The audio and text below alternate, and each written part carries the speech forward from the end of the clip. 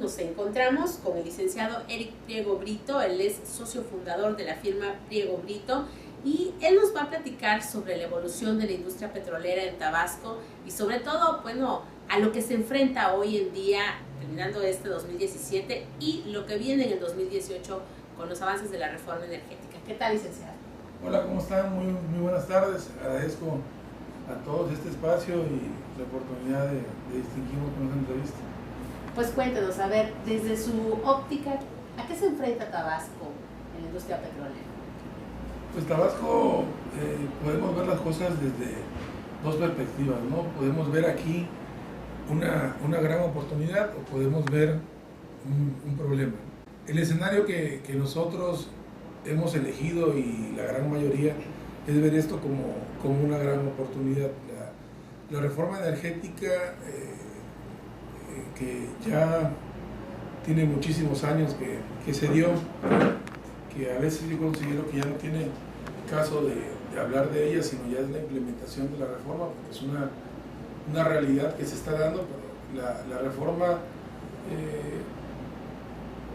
son muchos datos, es texto, son ordenamientos que deben acatarse, que deben cumplirse, que deben aplicarse. Debe de haber eficacia, ¿no? La norma y lo que señala precisamente en esta reforma, pues debe de trasladarse a la realidad, no debe quedar en un plano ideal. Y eso es lo que está pasando ahorita, ¿no? Estamos viviendo la realidad de la reforma, qué es lo que está pasando en el día a día, cómo se está implementando, cómo ha venido aterrizando. Es una reforma prematura y toda esa normativa que se diseñó, todo ese gran andamiaje legal, pues se está aprobando.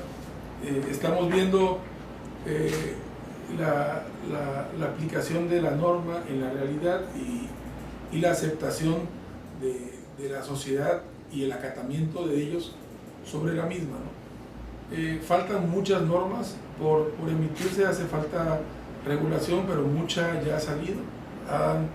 Hay diversos órganos que ya están trabajando, entidades, se crearon muchas, se modificaron muchas más también, y cada una ha venido haciendo lo suyo, ¿no? Hay cosas nuevas, ¿no? Tenemos ya en Tabasco, por ejemplo, algo que siempre pedíamos nosotros, una representación federal de las entidades, ¿no? Porque si no estaríamos hablando de un pulpo sin tentáculos, ¿no? Todos esos ordenamientos, pero no tenemos la estructura para que puedan operar. Bueno, la Senagas hizo lo propio y abrió una representación ya aquí en el sureste. Digo, también estamos la CNH, que ha avanzado en algo, ya tiene un cuarto de datos también aquí en Tabasco. Bueno, hace falta un poco también de ASEA, pero conforme se vaya requiriendo, yo considero que van a venir llegando, ¿no? Y toda esta normativa pues nos ha permitido ver la dinámica y lo que nos espera, ¿no? Hay estudios que, digamos, los serios, ¿no? de la Agencia de Energía, Internacional de Energía, que decían que, bueno, que esta reactivación o la normalización de precios sería en 2020, ¿no? Y en la parte de México podemos hablar que para 2040 estaríamos ya pasando por los 3 millones de barriles, ¿no? 3.4, no recuerdo ahorita el dato exacto, no son algunos de los escenarios. En la realidad, pues se han venido dando diversas esquemas de participación donde la iniciativa privada puede lograr participar en la industria energética, por ejemplo aquí en el caso de Tabasco, ¿no? Pues en el sector de hidrocarburos, que digamos que es una de las actividades preponderantes, y se han dado diversas rondas, ¿no? Hoy tenemos la de Farm Outs que a nosotros, pues con Tabasco, pues sí tiene que ver. Ya Jimbatzil se declaró desierta, pero que eso eran aguas, ¿no? Y en la parte terrestre, pues tenemos a Cárdenas Mora, y que ya lo ganó una empresa que ya también ha estado prestando servicios, en este caso como prestadora, en Tabasco, Cheiron son egipcios de Pico Energy, y a la una, en un rato, se va a dar la parte de Ogarrio, ¿no? Donde hay varios interesados que también tienen que, obviamente, está aquí en la parte de Tabasco, ¿no? Entonces, todo ese tipo de actividades o de esquemas de participación que en realidad pues son licitaciones donde se dan contratos para que los particulares realicen ya sea la exploración o la extracción comercial del hidrocarburo, nos generan cierta derrama económica aquí. Sin embargo, es algo que va a ser paulatino, no se van a ver los efectos. Yo recuerdo que la doctora Lourdes Melgar hablaba de 10 años, ¿no? Del inicio de la reforma, para que pudiéramos empezar a conocer sus efectos favorablemente, ¿no? Ahorita van empezándose a desarrollar todos esos proyectos, van en sus respectivas fases, ejerciendo sus planes, ¿no? Tenemos todo lo de 1.3, que también tiene que ver con Tabasco, también va generando actividad. Ahorita ya esos contratos ya están empezando a tener mayor dinámica, están en una fase ya activa, y ahí tenemos pues 5 campos más, ¿no? que son Mayacaste, Calicanto, Fortuna Nacional, Tajón, Paraíso. Tenemos campos vecinos o muy colindantes aquí con Tabasco, por ejemplo los de Renaissance, que es Topén, Malva, Mundo Nuevo, un poquito ahí en Veracruz. Tenemos Moloacán y Cuchapa, ahí han estado con un poco de problemas. Bueno, había una temática social que es otro de los puntos ahí importantes a tratar, ¿no? Que igual aquí en Tabasco pues la tenemos mucha, y es precisamente lo que veníamos platicando, ¿no? Sí, en ese sentido, licenciado, usted tiene mucha experiencia en la materia. ¿Cuáles van a ser los principales retos de todas esas empresas extranjeras que vengan a trabajar a Tabasco? Pues los retos, y platicábamos que algunos eran desafíos sociales, ¿no? Sí. Al inicio de la reforma pues se identificaban varios, ¿no? Teníamos tema de tecnologías, teníamos el tema de recurso humano, teníamos el tema de ocupación y uso de las tierras, teníamos el tema de seguridad, el tema social, el tema ambiental, y en fin, hay diversas aristas que nos podrían señalar problemas, o si los veíamos desde la óptica positiva, pues eran muchas oportunidades, es decir, eran varias áreas donde podríamos ofertar o desarrollar servicios para mejorar todo eso, ¿no? Y uno de los que tú bien señalas que es delicado, pues es el tema social, ¿no? A veces aquí muy relacionado con el ambiental, y podemos hablar de una temática socioambiental en el caso de la conflictividad que pudiese darse por estos temas, porque generalmente a veces tienen una raíz ambiental y su manifestación es social, ¿no? Mediante la sociedad, que es la que externa ese descontento. Y ahorita pues se siguen dando, ¿no? Ahorita tenemos aquí problemas aquí al día de hoy, ¿no? Que tenemos bloqueos. Pero para eso también usted me mencionaba en alguna ocasión que se tiene que hacer un trabajo con las comunidades, ¿no? Para poder igual lo que es el trabajo de la tierra y evitar pues que se lleguen a conflictos más severos, ¿no? Sí, bueno, en el tema social es un tema que tiene muchísimas décadas existiendo en la región, ¿no? Es un tema que podríamos estar hablando ya de una tercera generación que viene realizando este tipo de prácticas. Y esa práctica, digo, es como todo, ¿no? Tenemos un pensamiento, una idea, la manifestamos, empezamos a accionarla, a actuarla, y esa práctica pues la empezamos a a reiterar, pues se va convirtiendo en un uso, luego es una costumbre y finalmente se convierte en un estilo de vida, ¿no? En parte de la cultura, ¿no? E incluso eh, eh, llegamos a hablar hace algunos años de una industria hasta de la reclamación, un tema ahí relacionado con el tema social. Y precisamente si nosotros teníamos detectada como parte de una reforma, esa temática social era o es uno de los puntos que se deben de enfrentar y se deben de enfrentar buscando una solución, pero debe de ser de raíz. Es un tema muy difícil porque, como te comento, tiene muchísimos años de venirse gestando. Me llevan 3 generaciones donde el abuelo le enseñaba al padre y el padre al hijo, y ellos empíricamente fueron aprendiendo, ¿no?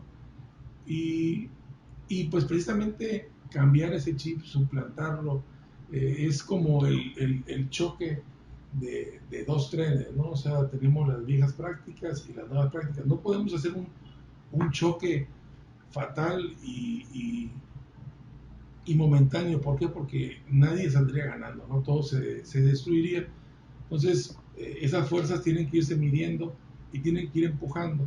Y lo correcto es que las buenas prácticas, las mejores prácticas, desplacen paulatinamente a esas malas prácticas que se han venido dando en la industria, donde todos y la gran mayoría de actores relacionados están involucrados, ¿no? Desde los dueños de la tierra, las comunidades, los políticos, los servidores públicos, las empresas productivas, las empresas prestadoras. ¿Por qué? Porque precisamente era lo que había, no era la forma de trabajar. Digo, lo conocemos, lo sabemos, pero se tiene que ir haciendo algo, ¿no? Y la parte principal, pues, el,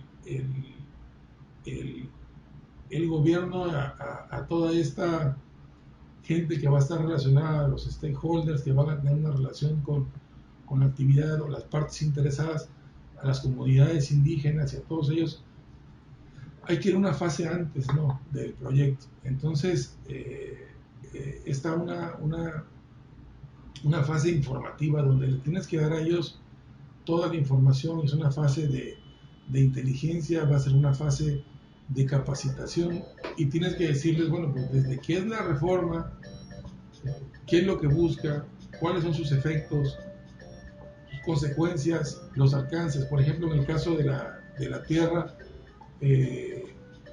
sí tenemos un capítulo cuarto ahí de la ley de hidrocarburos, donde se dan ahí todas estas alcances del proyecto, no son parte del requerimiento para lograr la validación de un contrato, pero ya es para el tema específico, ¿no?, de la ocupación superficial.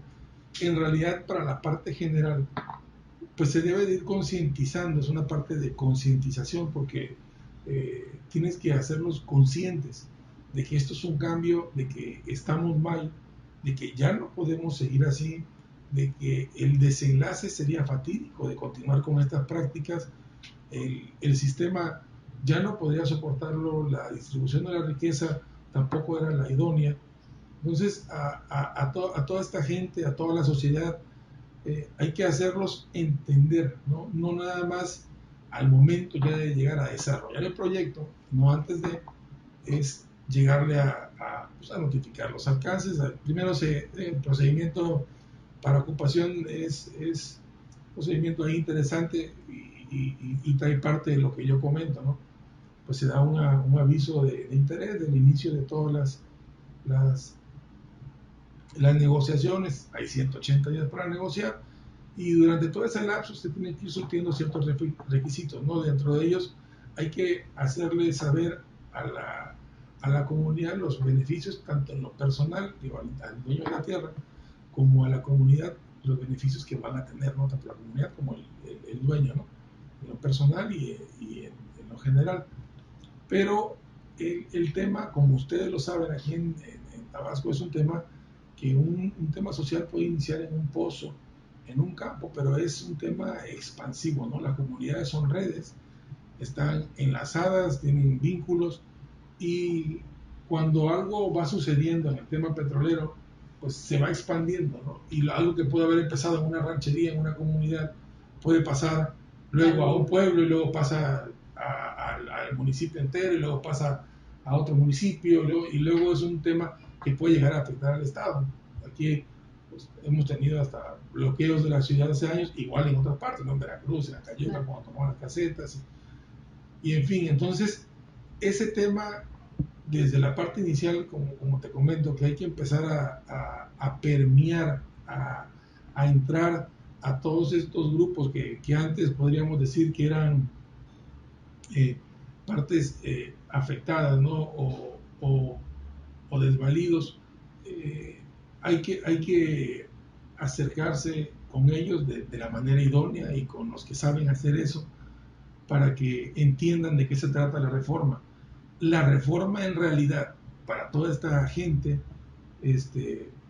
y que podemos decir que a veces se les llama débiles sociales, que luego hemos logrado ver que no son tan débiles, ¿no? Que han dejado que sus voces se escuchen, pues trae más beneficios que perjuicios. ¿Por qué? Porque ellos se encontraban antes en un estado, y digámoslo así, o sea, de anarquía, donde legalmente no tenían mucha protección, no había mucha regulación. En los temas especiales, cuando íbamos a entrar a un proyecto, a desarrollar algo, y finalmente las empresas pues lograban hacer lo que tenían que hacer y ellos pues salían con los beneficios que les daban, ¿no? No había lineamientos, no había parámetros, no había metodologías, no había una ley de hidrocarburos. Aquí la ley de hidrocarburos trae 3 capítulos relacionados al tema social. Y además, por ejemplo, el artículo 101 te habla de 3 contraprestaciones diferentes. En su fracción 6 nos habla de una contraprestación A, B y C, ¿no? Nos habla de el tema de afectaciones ya regulado, o sea, ya por ley.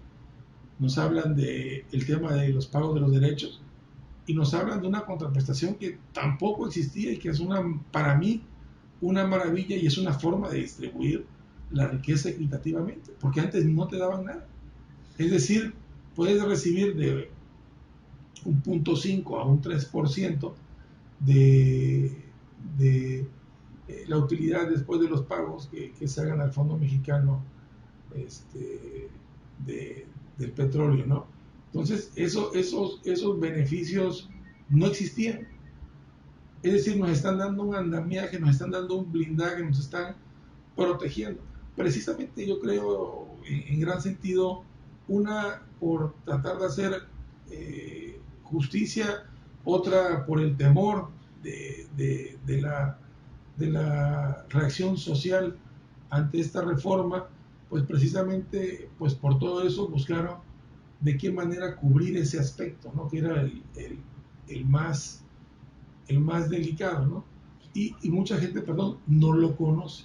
Es decir, la gente no sabe en realidad y la información va y viene y se maneja al antojo, al antojo y a la conveniencia del portavoz, ¿no? De quien la lleve, no pues de la compañía que la traiga, del actor político que la traiga, del partido que la traiga, del líder.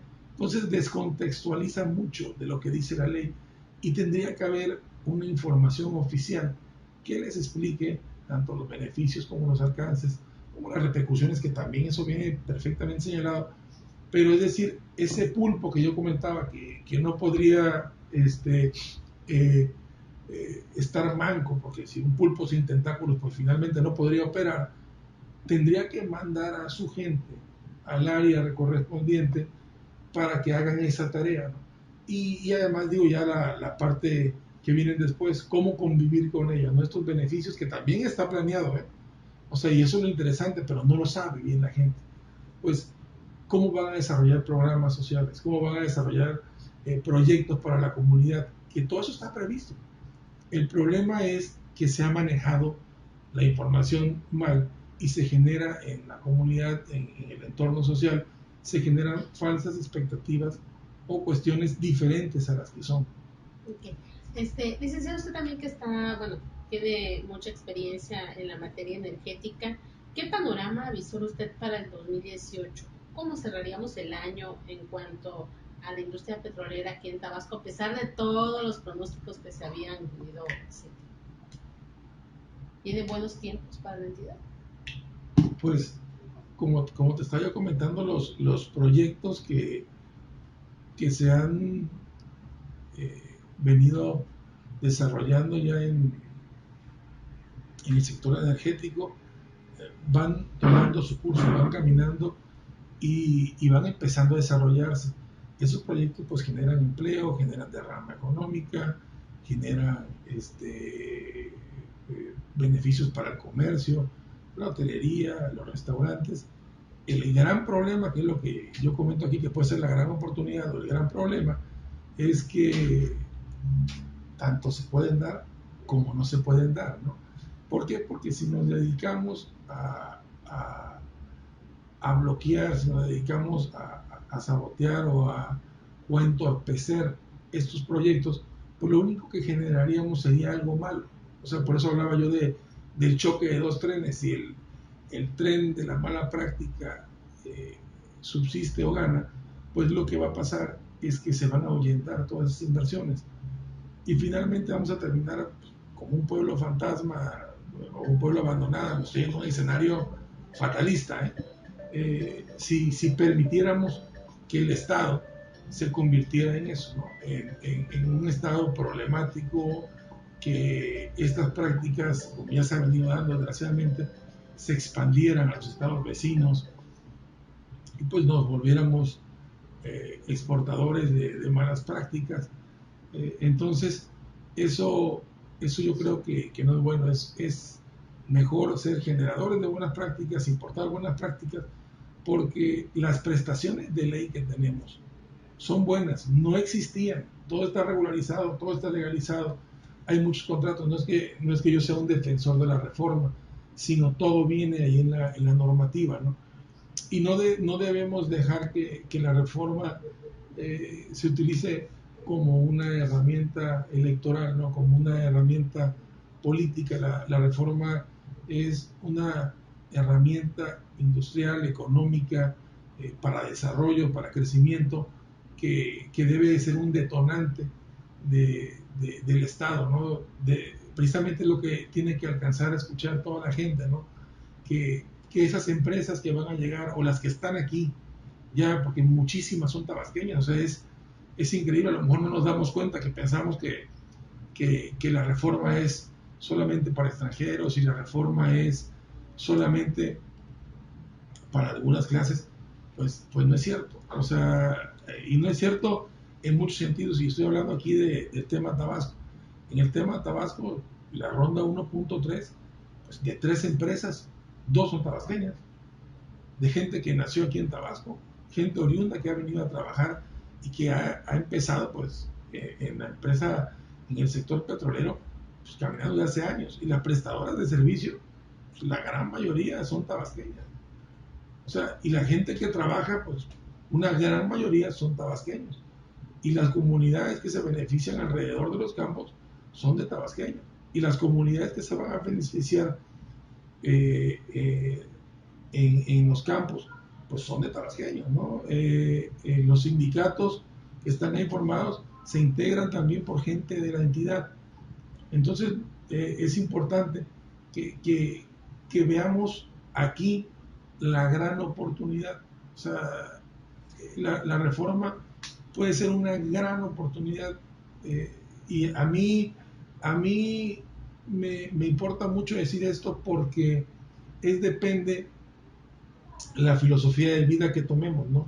Porque yo podría estar diciendo que la reforma sería la gran fatalidad, la fatalidad, que sería el peor error de nuestras vidas, que es el peor desacierto.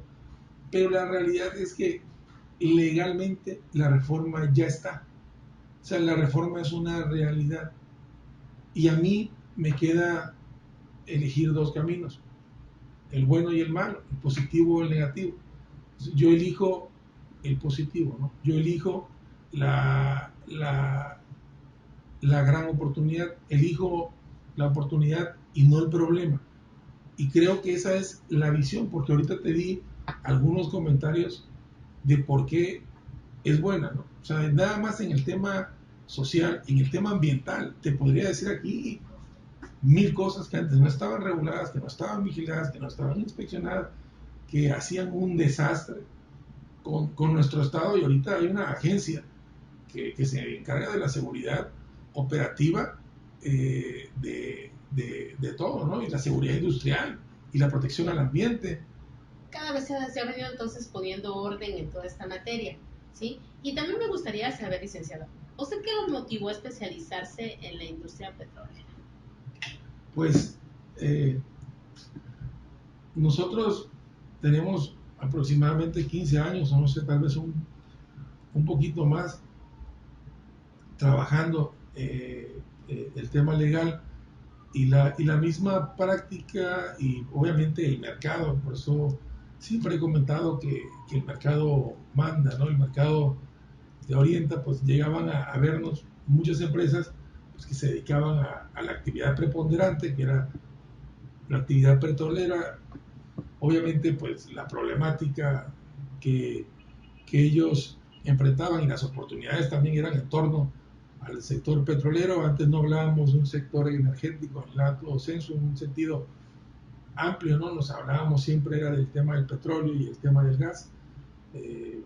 Las otras energías se han impulsado mucho con los temas de cambio climático y con los temas también ya de reforma desde hace algunos años, pero pues, Tabasco siempre fue un tema totalmente petrolero, ¿no? Entonces, lo que siempre sucedía no eran pues, lo que platicábamos ahorita, ¿no? Los temas de los bloqueos, los temas de los accidentes, los temas ambientales de derrama, los permisos, y toda esa tramitología y gestoría que está alrededor de la industria, ¿no?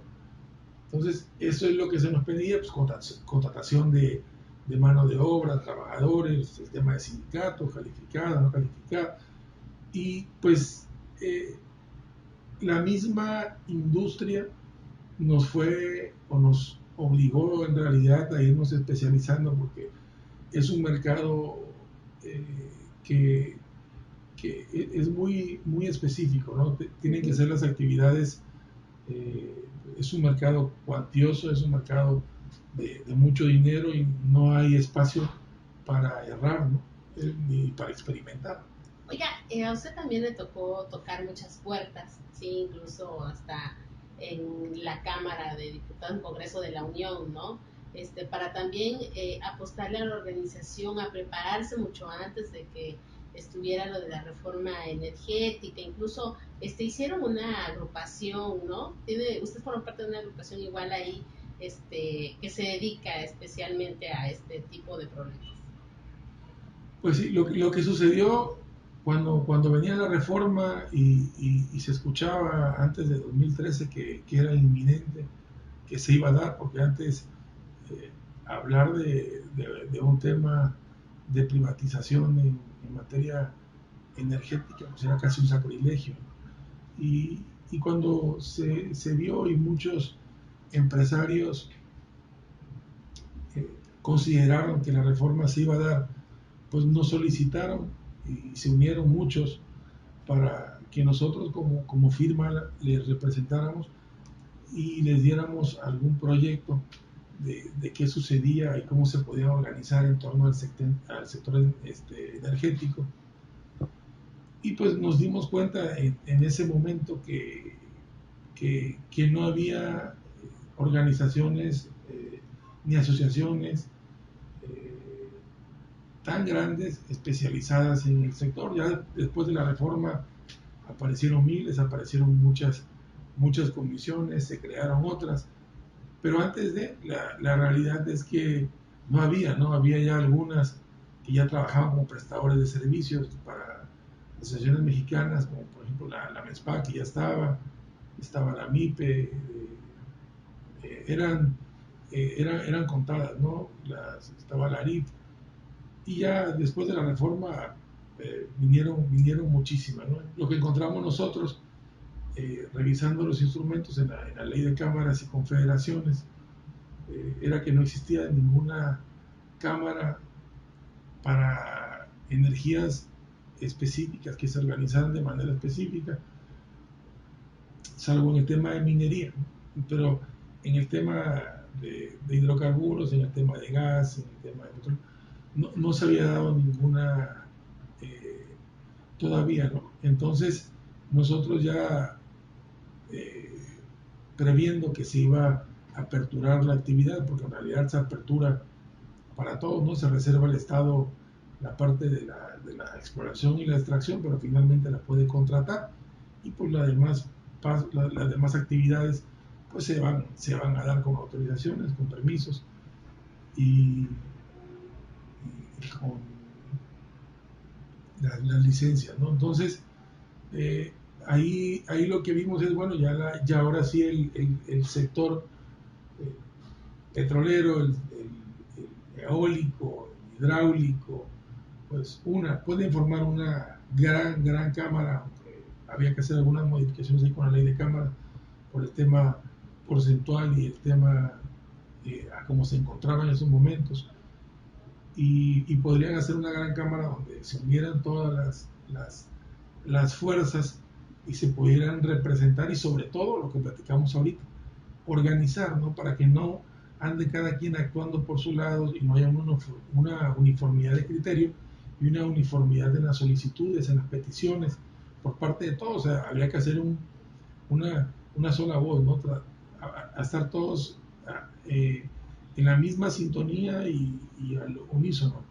Lograr que pudiéramos impactar o llegar a quienes nos tuvieran que escuchar, pues para lograr las peticiones que teníamos. Y fue como propusimos la creación de la Cámara Nacional de Energía, que era la CANERCIA, o la Cámara Nacional del Petróleo, ¿no?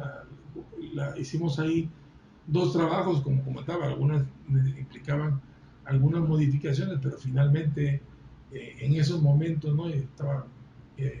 Pues se estaba haciendo apenas el marco legislativo, y había muchísimas normas que se prevían que tenían que cambiar. Digo, ya luego hablamos de 21 leyes secundarias y hablamos de 26 reglamentos, cientos de manuales y decretos, metodologías, procedimientos. Entonces, dentro de eso, pues nosotros proponíamos que se creara una cámara de energía que estuviera apegada a la ley, los beneficios de ley, y esa fue la propuesta que se hizo. Incluso llegamos a presentársela al secretario de Economía, a Alfonso Guajardo, y pues fue muy bien recibida. Él nos trató muy bien, nos atendió muy bien, y fue una gran experiencia, ¿no? Pero finalmente fue un proyecto en el que trabajamos pues, para varios empresarios aquí tabasqueños, y estoy seguro y cierto que es indefectible que se va a tener que crear, ¿no? La Cámara es una necesidad, y va a ser parte de nuestra realidad en pocos años. Licenciado, finalmente le preguntaría, ¿cómo se define usted? Pues yo lo que puedo decir es que lo que pienso y lo que muchas veces sueño, trato de hacerlo realidad. Me lo imagino. Hace muchos años vi a una persona que hablaba de eso, ¿no? Y en un libro que se volvió muy famoso, y me identifiqué mucho porque finalmente yo desde niño así he trabajado, ¿no? Siempre imagino lo que quiero hacer, lo visualizo en mi mente, y al pasar el tiempo se hace una realidad, ¿no? Finalmente es un tema que está en la actitud, ¿no? En precisamente actuar de una manera, yo creo que íntegra, ¿no? Buscar siempre la integridad, ¿no? Tener esa coordinación entre el pensar, el sentir y el actuar, para que se pueda ir dando todo, porque como te comenté hace rato, todo es una red, y todo lo que hacemos llega y repercute en alguien y en algo, ¿no? Y si las cosas que hiciste fueron buenas, esa misma red va a operar para que lo que tú buscas, por lo que tú luchas, se logre, ¿no? Entonces, pues finalmente yo creo que hay que, número uno, pues tener, me considero una persona con mucha fe y dos, con mucha fuerza, ¿no? En que lo que yo pienso, creo, lo que yo siento, lo considero posible y muchas veces me, me caigo, muchas veces las cosas no salen bien, pero como mi determinación siempre ha sido la misma, no dejarme vencer y luchar. Y recuerdo hace, cuando era estudiante, mi mamá me regaló unas palabras de, de mi padre, ¿no? Y decía, no sé de dónde las tomó, pero decía lo que era un hombre, ¿no? Y decía que no importaban todas las veces que te cayeras, sino las veces que te levantaras, ¿no? Y que siempre siguieras en la misma línea, ¿no? Entonces siempre he tratado de ir así, ¿no? Caminando y aunque a veces pienses que algo no salió, pasan los años y pueden pasar 3 años, 4, 5, el cliente, la persona, la norma, eh, que tú pensabas que no se iba a dar o que no era posible eh, en el momento que no se dio, pero nunca dejaste de creer, solo llegaba y se hacía, ¿no? O sea, el, el, el digo, ahora no quiero sonar mucho a coelista y hablar de una conspiración universal, pero sí puedo